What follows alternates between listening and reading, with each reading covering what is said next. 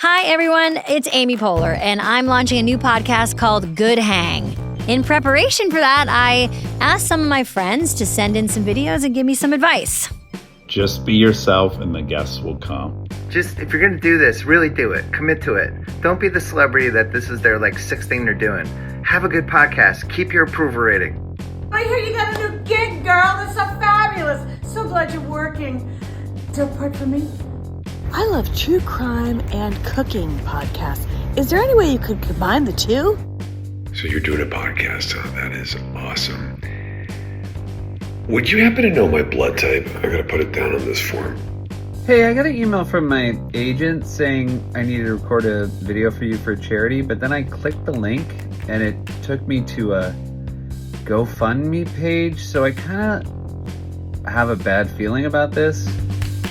Well, everyone has an opinion and a podcast. So join me for Good Hang. It's rough out there. We're just trying to lighten it up a little.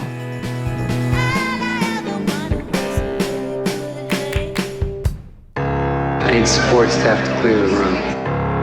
Stand up and walk now. Hello and welcome to The Watch. My name is Chris Ryan. I am an editor at TheRinger.com, and joining me here in the Hotel California, it's Andy Greenwald! Feels really good to be here talking to you about a new season of The White Lotus, and it feels particularly appropriate that we are doing it as our third podcast of the morning in a studio that currently has the humidity levels of Phuket, Thailand.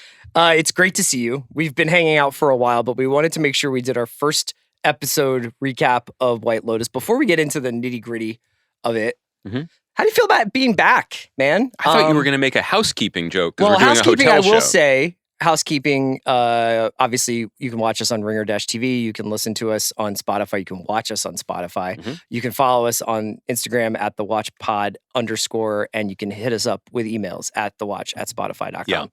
Yeah. You can also listen to Bill, Mal, and Joe recap this episode of White Lotus on the Prestige TV podcast. And I'm sure that's going to be awesome.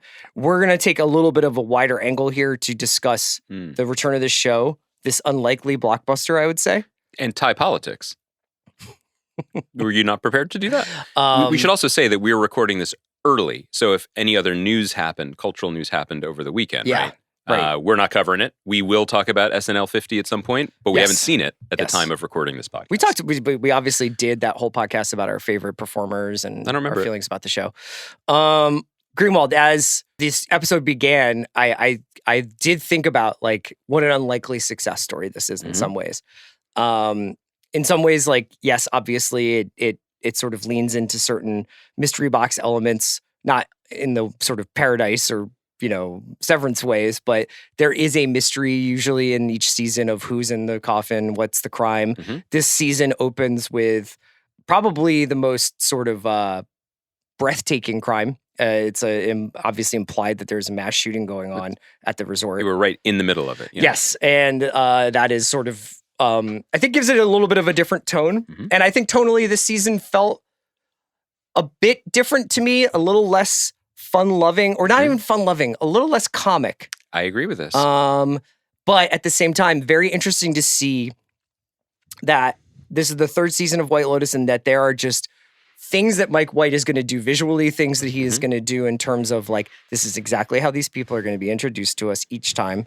And this is in no way a criticism. It was almost like you can almost take the first episode off, not watch it, but your brain can kind of be functioning at a little bit of a lower frequency because there are these familiar dances that these new dancers are doing the steps to. There's a familiar rhythm to it. And this is the checking in episode, and we can take our time checking in and spending time with people individually. And even, the show beautifully and brilliantly staggers their arrival off of the boat so that we get a moment to introduce each grouping and sort of understand the stakes and the interpersonal relationships before moving forward and cross-pollinating. What you're saying about unlikely is really worth a little bit more of a dive into because, I talk a lot on the show about how the entire industry behind the scenes has spent the last year and a half, 2 years desperately scrabbling to future-proof itself. Yeah. What can we as an industry do to just make stuff people like, to make stuff that feels familiar, to keep whatever precarious hold we have on people's attention as it is increasingly competed with by literally everything else in the history of time. And, so that's why we get shows that we love, like The Pit, which are doing their best to be like, hey, we're doing ER again, kind of, but legally we're not allowed to say that. Why, I keep making this joke, but it stays relevant. The Jack Donaghy on 30 Rock line about making it 1997 again by science or magic is actually the walking orders for a worrying number of development executives. All of this is to say the fact that Mike White stumbled into making the absolute ideal procedural show for the Prestige era, it just makes it more remarkable. So historically, the reason we have this show is because during the pandemic, Casey Bloys at HBO was casting around desperately for something that he could put into production. Yes. What can we make? Somehow passed on my idea for a Secret Service agent in a cavern in a mountain leading a new society after an apocalypse. That was odd. I will say, whatever email address you sent your other idea about a Philadelphia crime task force stealing drug money, that email has been compromised. That leaked or was hacked because its seeds spread across town. Yeah. So in looking for something to do, he reached out to Mike White, who had has had already at that point had a successful career and was very well regarded internally within the town, but hadn't had like a massive forward-facing hit other than like School of Rock, I guess. Yes. And certainly not on TV. Well, in fact, I think Mike White had been an example of someone who had really struggled to find a consistent like footing in Hollywood, where, Enlightened had been like his baby. Mm-hmm. And was beloved, but did not. Sure, yeah, but more of a cult hit. More of a cult hit, exactly. But one thing that Casey knew about Mike was that he can write very quickly. And is his own industry in a lot of ways. Right, he writes and directs and can basically cut down on overhead. He will make something himself. And so the mandate was, can you make something within these parameters? And sometimes even the most wildly creative people do best when they have guardrails. Mm-hmm. And it was like, I always wanted to do something at a hotel, and incredible to believe, but the Four Seasons Maui wasn't doing so great that summer of 2020, and here we are. And so they kind of backdoored their way into something that is truly remarkable. It is auteurish. Mike White writes and directs every episode, but it is dependable. The only reason we had this long gap between seasons is because of the strike.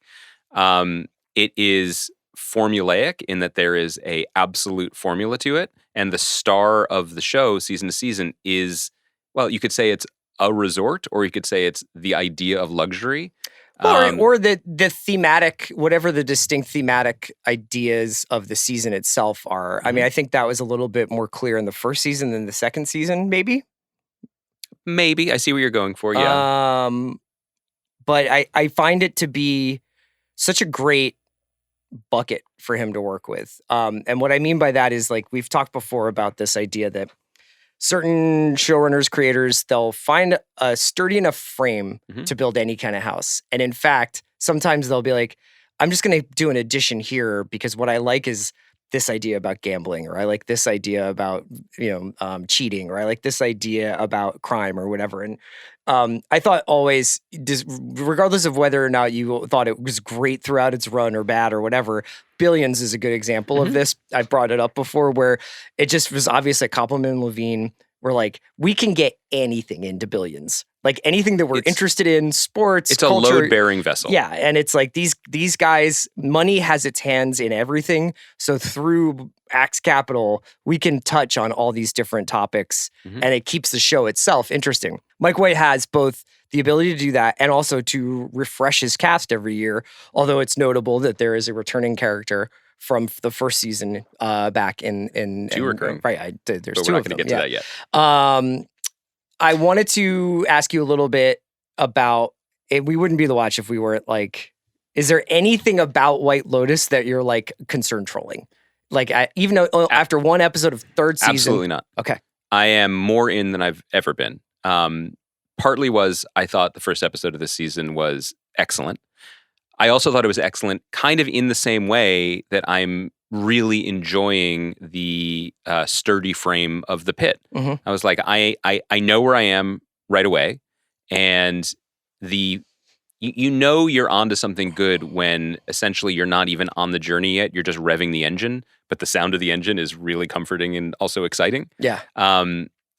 I love that. I also feel like Mike White himself is now kind of believing in the sturdiness of this frame. I mean, nobody thought the first season was going to be as successful as it was, and I'm sure it took some convincing to be like, you could do this again, and do you have the ideas for it? Do you have the... It seems like he is gaining strength and confidence as the show moves forward. And so the things that he is excellent at, which are wide-ranging but also very specific. He is God tier in terms of casting, seeing what is within performers, even performers we know, and writing to those things so that they can be at their best. Yeah. He is incredible at a shorthand of emotional shorthand, basically, like introducing us to a lot of a wide world with a lot of specifics, but doing it with like a minimum of brushstrokes. Yes. We instantly know a lot of these people, and we understand both the specificity of their interactions and their relations, but also the general meaning of it in terms of relatability for humanity. Mm-hmm.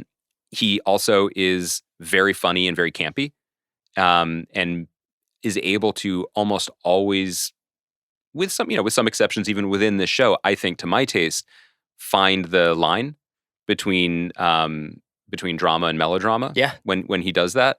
And as a director, he's a very like humanistic and like actor friendly director that is also quite taken with location. And there's a version of American director goes to Thailand to film Thailand and Thailand's culture that is a little bit appropriate-y.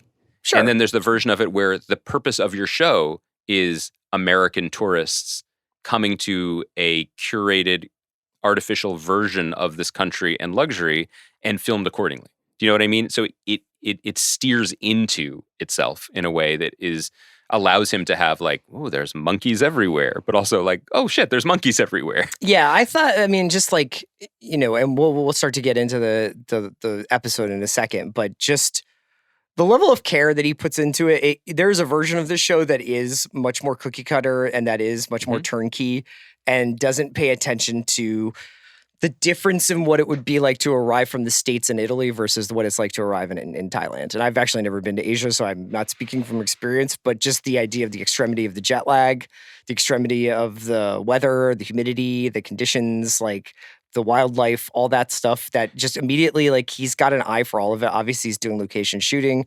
He had this cast in Thailand for months. It was essentially like one of the things that's really cool about this show is that the cast essentially is living out a version of what their characters are experiencing by this dislocation of being in a foreign country, but also living in and around this resort and shooting in this resort. And that I think they can't help but start to like have a degree of authenticity to these performances that are sort of driven by that. Does it help or hurt my standing on this podcast if I say that I've not only been to Phuket, I've written Grantland blog posts from Phuket?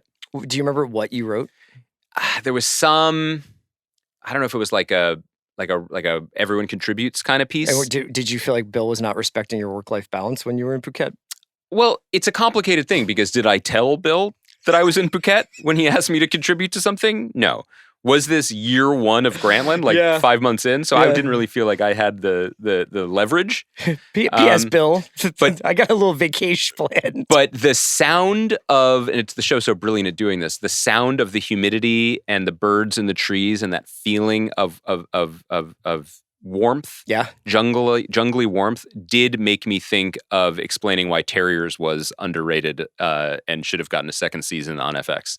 Would you go back to Thailand? Are you a Thai guy? I would. What do they say? LBH, losers back home.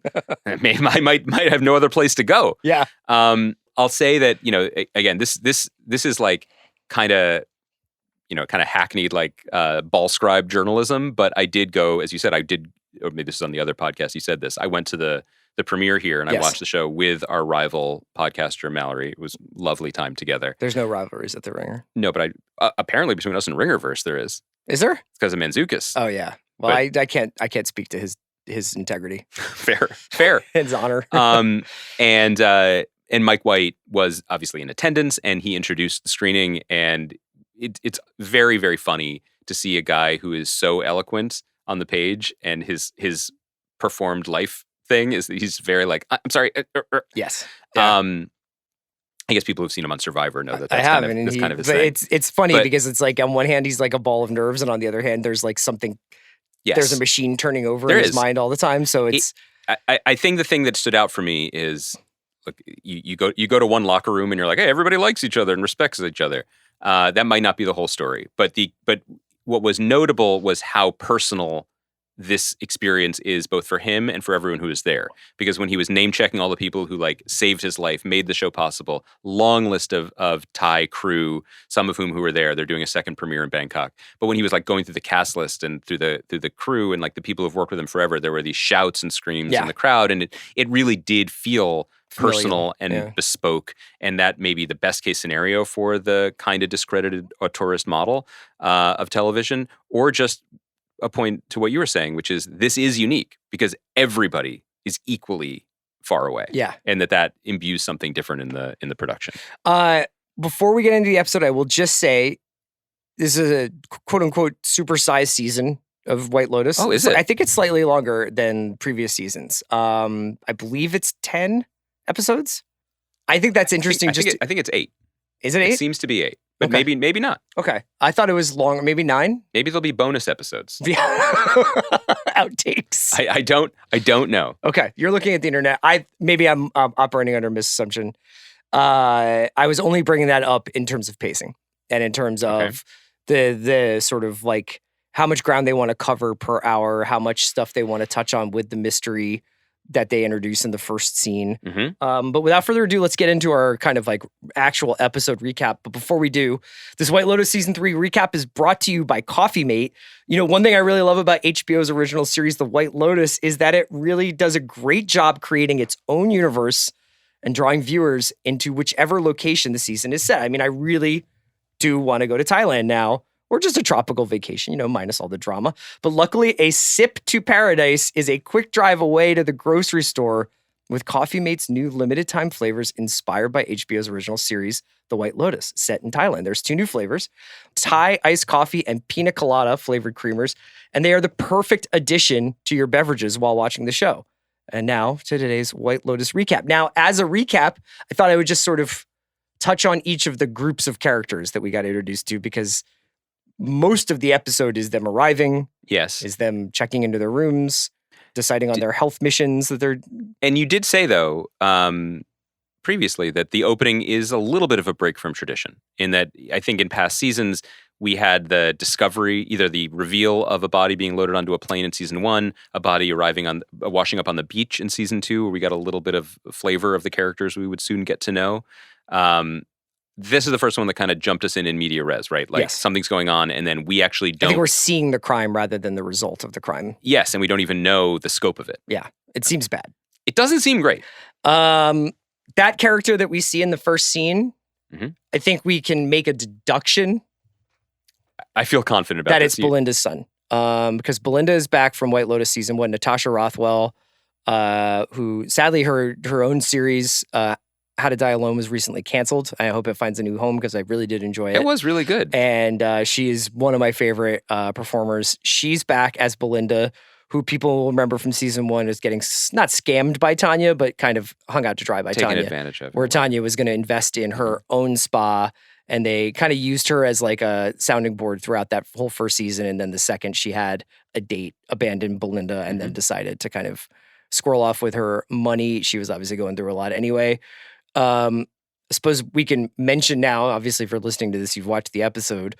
There's another character who appears from season 1, and that is Greg, who was Tanya's date. The one you're just in referring to. In the first season, and is someone who was very elusive during the second season for most of it, and then turns out to have been the architect of her demise. Yes. He's back. He's in Thailand. He's at another White Lotus resort, and he has a younger girlfriend. He's not at the resort. He is living... He's living on the top of a hill above the resort, but they come down to the hotel for to use to the bar. Goods and services and for food and stuff like that. But let's get into the other cast members that we meet. Okay, because then I do want to talk about the Gregness of it all. Yeah, But we we'll can get do to that Greg in a second. But Leslie Bibb, Carrie Coon, and Michelle Monaghan are my top 3 draft picks, and they play Kate, Lori, and Jacqueline, respectively. They're 3 lifelong friends celebrating a victory tour, but you could also tell a backbiting Olympics. Like every time one of them leaves the room, they're going to be talking about the other. Michelle Monaghan's Jacqueline is a TV star. Yes. And has bankrolled this extravagant girls' trip to celebrate their long friendship. Yes. And not seeing each other as much as they would like to in recent years. Yes. And she and Leslie Bibb's character, whose name is what? Kate. Seem to be in a little bit of a tit for tat, like who's successful, who's looking their best, who's having the better treatments. Yeah, I think Jacqueline's clearly the alpha, but Leslie Bibb is like, I live in Texas and I'm pretty rich. Yes. Yeah. And Carrie Coon as Lori is not. Yes, she lives in New York and is struggling in her professional life. And has a terrible thirst for rosé. Yes. Well, whomst amongst us? In that heat, every shot she's drinking a lot. Walton Goggins and Amy Lou Wood play Rick and Piper, a couple with an age gap and an attitude gap. Did you write that, or you just? I wrote that. That's really good. That's a CR original bar, and she's sweet, and he is not. She is a lovely young woman. Walton Goggins seems to his Rick character seems to be distracted by something at that hotel. Like he seems to be thinking about something else. Are you? I'd never watched. Is it Sex Education that Amy Lou Wood is on? I've not watched that show, so I'd never seen her before. She's awesome. Mm-hmm. She's a great. Right out the gate. Yeah, she's fantastic. Their relationship, in some ways, what's going on with Walton Goggins was a bigger mystery to me than the crime in the beginning. Although it seemed pretty obvious to me after the first episode, but we can get back to it. Jason Isaacs, Parker Posey, Patrick Schwarzenegger, and Sarah Catherine Hook play the Ratliff family. Sam Nivola erasure will not stand. Oh my God, Sam Nivola, my bad. Emily Mortimer and Alessandra Nivola's son. Son of my number one, Emily Mortimer. It's funny that family has 2 Nepos in it. Yes. You know, like it kind of like it sort of works with the way that this family is constructed, which is like a sort of rich North Carolina family, I believe, of very much North Carolina. Very much North Carolina. Like all the kids either go to Duke or UNC. Mm-hmm. And there seems to be some financial stress on the mind. It emerges. It emerges. There's quite a bit of Jason Isaacs' character. Can't really tell exactly what he does. It seems like he does money, private equity or something. He does money like Ken does beach. Yeah. And then Natasha Rothwell as Belinda, the returning character. She's in Thailand to learn healing techniques from the staff at the White Lotus in Thailand and then take them back to Maui with her. I wonder if there's a healthy rivalry between Maui and Thailand in terms of where people are more well. Who gets more well? Yeah. And what about the staff? Yeah, I was going to say Lalisa Menabal is Mook, a health mentor who is working with primarily, I think she's working with Rick and with Goggins' character. At least at the start. And I know you know that she is also she's in Blackpink. Lisa in Blackpink. Yeah. Blackpink is often in your area. That's what they say at the beginning of the Are you, songs. where's your K-pop knowledge at? Blackpink. Okay. And then finally, we've got Tam Tingtong, who is Gaitak, a security guard who has a thing for Mook. Mm-hmm. And a motorbike. He's willing to use it. Yep. So that recap, such as it is, just of all the characters, was brought to you by Coffee Mate. Coffee Mate's The White Lotus flavors are only available for a limited time. So go try them now and stream the HBO original series on Max. Greenwald, where do you want to start with those characters? Well, I mean, I kind of want to just start globally or locally. And what I mean by that is I loved being in Thailand with this show. I loved the vibes. I loved the very subtle details like the Thai language superimposed beneath the subtitles for when the Thai characters were speaking. I just loved the sense of place and the sounds of the jungle and of the ocean and of the spa. Like I just thought it was a very sensory experience, a wellness experience, if you will, just to be there, which was exciting. And, you know, and a nice change from everything being shot in Atlanta, Vancouver, or Leavesden outside of London. That's awesome. I will also say that I felt prior to Chelsea, Amy Lou Wood's character, going down to the bar, what I thought was like a pretty exciting focus and momentum in getting this thing going. I think you alluded a moment ago to saying that you felt it was a little less comedic at first. I thought that everything was Parker clicking. Posey's funny. I mean, Well, yeah. I thought everything was clicking in a way that felt a little, not stakesy, because the show is always stakesy, but definitely it wasn't as campy. But it is a tribute to Mike White that, like, if you remove Jennifer Coolidge, who's next up? We just did a pod on Friday. We were like, when Chevy Chase left the show and then Bill Murray stepped in. Yeah. When Coolidge goes, Parker Posey. We've been waiting for the Posey-sance for a long time, and she is ready for this moment, and she is hilarious. She's got the Southern accent. I mean, she's from Louisiana, but she has this accent dialed in. She's incredible. So that is there. But kind of what I was feeling, though, was the lack of Coolidge, all due respect to her, in a positive way. Because until the season came full circle with the gays trying to kill her in season 2, she did feel like an appendage. You know, and the show kind of steered into it because she is a more extravagant character. It was hard to have her make sense with some of the more serious aspects of the show. Her not being there felt really strong. And like, okay, now we're kind of like drilling down a little bit deeper. And then Greg shows up. Yeah. And I am interested to see where it goes, and I reserve the right to be delighted by Mike White's ability to weave these things into each other in a way that it's not expected. But that was my only bump, and I don't mean to start with a criticism, but I was so locked in to starting a lot of it fresh. Yeah, that was going backwards almost felt strange. A little bit, like, because in the sense that, like, I didn't know, maybe viewers are watching it differently, like justice for what's her name, for Jennifer Coolidge, Tanya wasn't at the top of my wish list for this season, although it may be where we end up. I mean, I think that obviously Greg's presence and Belinda's presence there will be a Tanya storyline thing that needs to be settled, whether it's Greg's sort of comeuppance or Belinda's getting like her financial compensation for what she feels like she's owed there.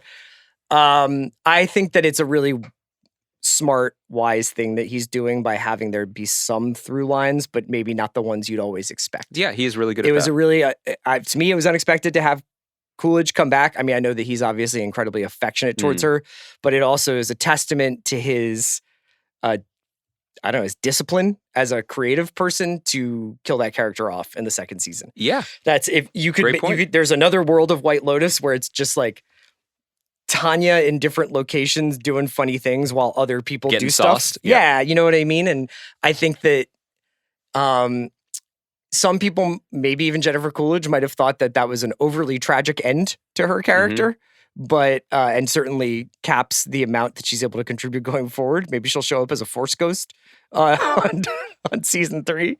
But I was happy to have some connective tissue to previous seasons.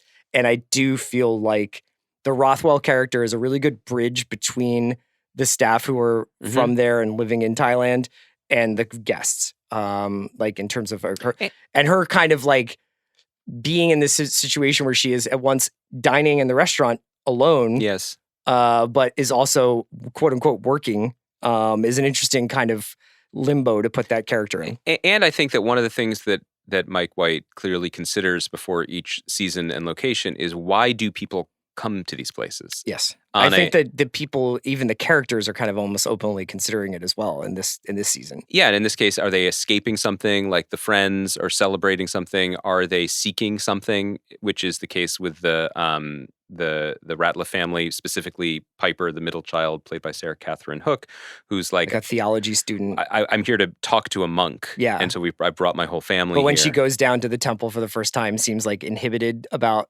Yes. Like she's like not ready to go and experience that. And then there is, in the form of Greg, and then maybe even a little bit in Walton Goggins, like the show is going at the other reason, a large reason for tourism in Thailand, which is either like sort of chancing sex tourism, money tourism, some piece of that. Say more. I was there to write blog posts. About sports and entertainment for the Walt Disney Corporation. I can't. That's all I just go to East London, man. That's it, man.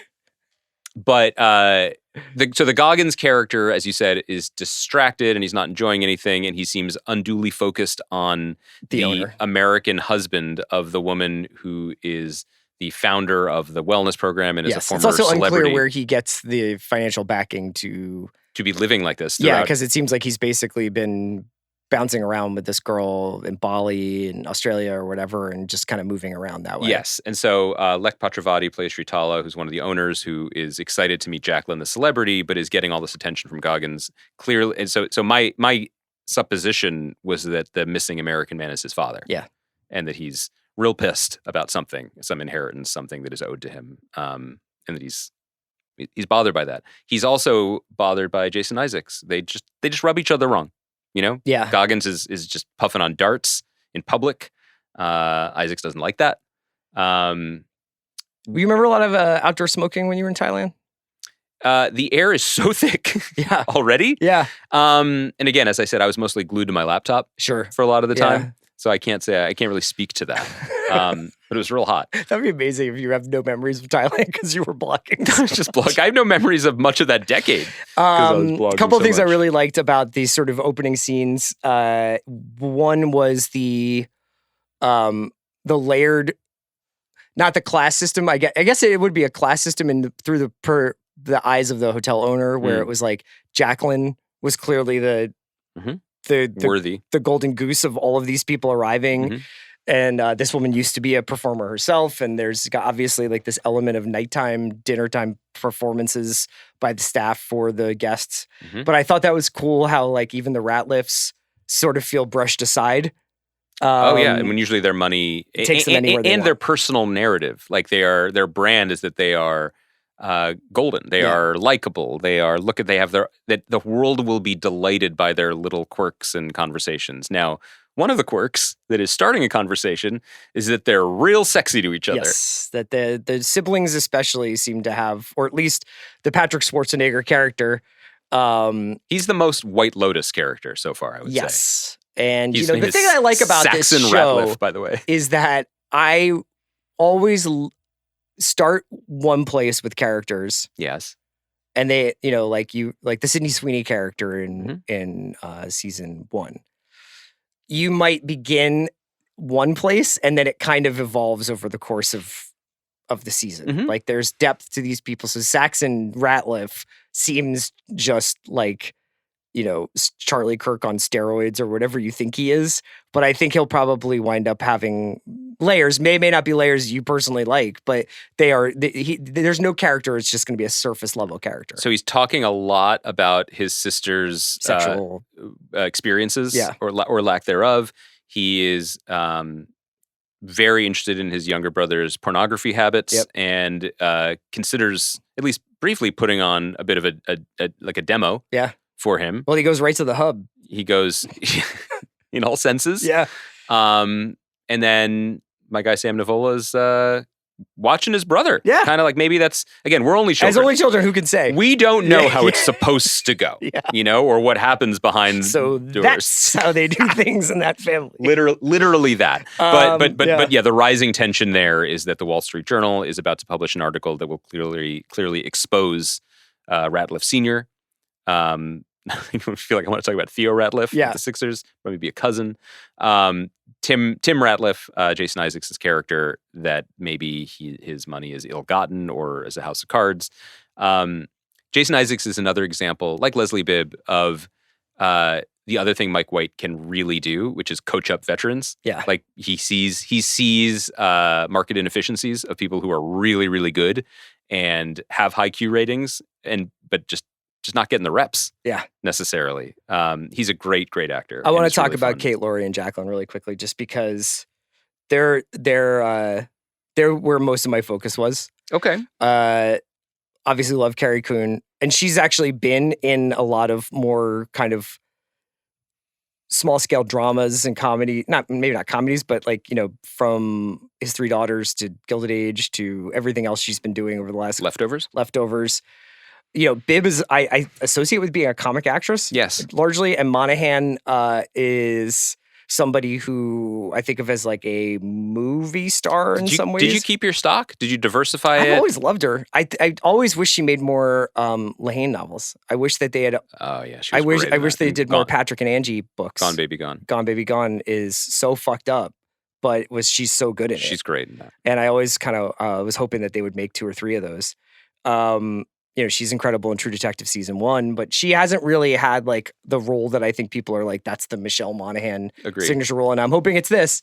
I love his perception of the way people who are at once lifelong friends, but also now unfamiliar with each other as as people and as adults, kind of like overdo the affection and overdo the sniping. But she also goes to, the perspective, the perspective we get in the first episode is she's weeping. Yeah.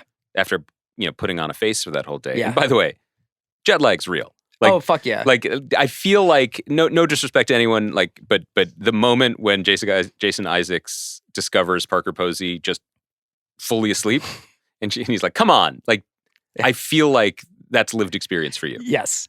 Yeah. Anything else you want to touch on from this episode? No, I'm curious about the ways that the show chooses to engage with its setting. The first season didn't really get to do much of that. There was the subplot about the luau dancer and the robbery and the tourism economy. But that season was also bracketed by the fact that it actually was COVID, so they weren't doing a lot of location shooting outside of the resort. Yeah. That was remedied in season 2, where the F. Murray Abraham Imperioli story, like they were wandering around. Yes, they were trying to reconnect to their own family So history. they were out in Italy in a different way, and it looked beautiful because of it. This season, at least, going from the trailer, this is not a spoiler, this was in the trailer, it appears that Walton Goggins' character goes to Bangkok, which is not, or at least a major city in Thailand, which is not what Phuket is. It's an island far from there. You have to take a flight. And then, like you said, the middle daughter, I promise I'll get these names. Piper, I'll get these names by episode 3. We're learning a lot about a lot of people right now. But like her interest in Buddhism and in the temple and her reticence to engage in it, that is an interesting aspect of it, because jokes aside, like when anyone goes to Thailand, like spirituality and literal monks and temple, like that is, it's like breathing air. It is inescapable. It is not unlike what the brief education Belinda gets before, I believe, just after the Monitor Lizard. Yeah. Like, it's all on top of each other, and it's all happening, and it's very, very present in the lived day-to-day lives of Thai people in a way that, like, church on Sundays that's not the same thing as it is in America. So I'm very curious what he chooses to engage in and what he doesn't, and the levers he pulls to get us into that world or to bring that world in, because there is that meaningful thing with Mook and the security mooks. With guns. The guys who are like the private security for the hotel. And what they think of as, versus the role they play versus Guy Talk, who is basically like the valet. Right. And the role that he plays. So it's a spicy curry, if you will. But I thought it was extremely spicy Thai meatball. I thought it was extremely. I just thought it was really promising. Yeah, whatever. It's just like he's one of the best making TV right now, and I have no real concerns about it. Isn't that nice for a change? Just to like take a second and be like, this is a reliable product. Yeah. That is such a rarity in TV these days. And they've already started talking about foreign. It sounds like it's probably going to Europe. Have you heard this? Well, there was a rumor online that they were going to do it in Norway, that there was a production notice in Norway. Is that because we were there last year? I think that's why. I think they said, well, Greenwald went to Thailand. Yes. We'll go to Thailand. Then CR and Andy were in Norway, so let's hit it. So that would mean then season 5 would be at a hotel near Wembley in honor of your trip for Grantland? Yes. That is... I could show them around. That is exciting. Thanks to Kaya and CT, we are going to be taking Thursday off. It's a Spotify Wellness Week, I believe. It is Spotify and Wellness Week. And Andy will be unwell in a pub somewhere. UK Wellness Week for me. Rewatching Super Bowl highlights. I hope everybody has a great week and enjoy White Lotus. And we'll be back a week from today with more Lotus. And I know people just can't wait to hear my severance takes, right? People fired up. Talk to you guys soon.